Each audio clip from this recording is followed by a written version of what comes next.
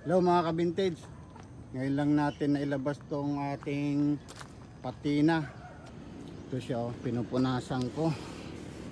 Gumamit tayo ng Sunsil. Yan ang ginamit natin.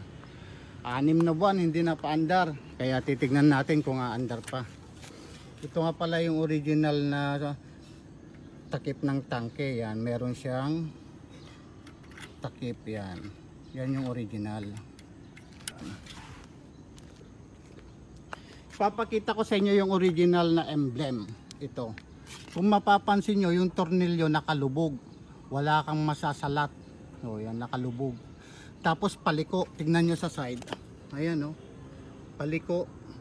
Yan ang original na emblem ng Yamaha L2. Yan. Nakalubog siya. Tapos tong Yamaha niya, wala kang masasalat, nasa loob.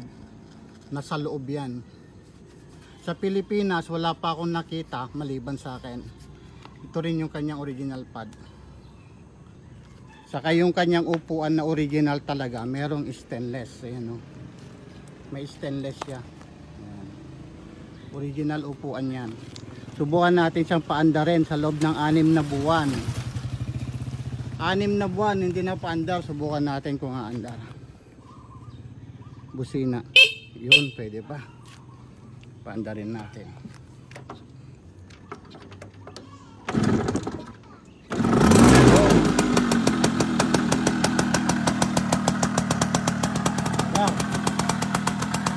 Mandar pa mga kabintig, kaya lang malakas ang usok niya kasi 6 na buwan na hindi umandar. Ilalabas niya lahat ng mga panis na gasolina. Yan.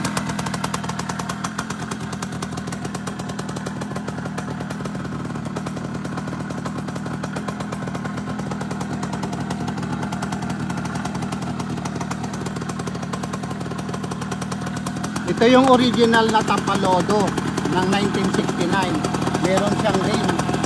Tapos ito, paliko. Yan o. Paliko. O.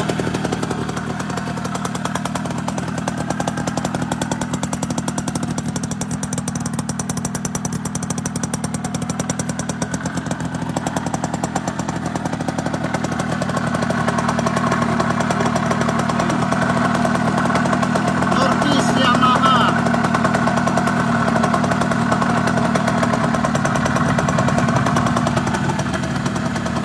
Original emblem. Try natin yung ilaw.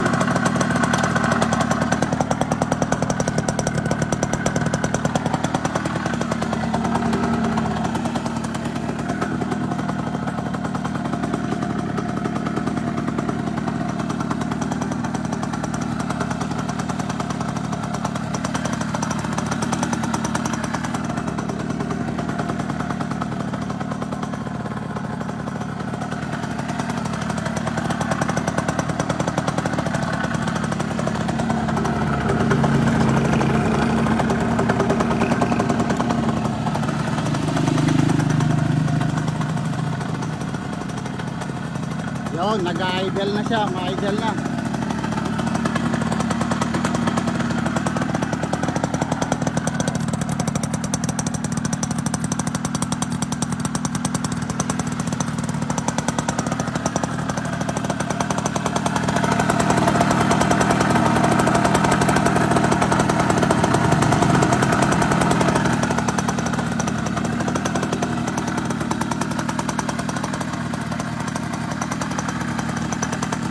Original side mirror. Made in Japan. Tanaka.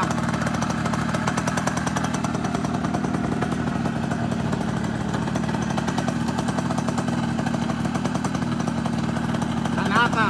Made in Japan. Tanaka. So ayan mga kabintigs, salamat sa pagsama sa akin. Maraming salamat sa inyo and ride safe mga ka-vintage. Kita-kita tayo sa daan makapag-ride ngayong December. Thank you mga ka-vintage. Ride safe always.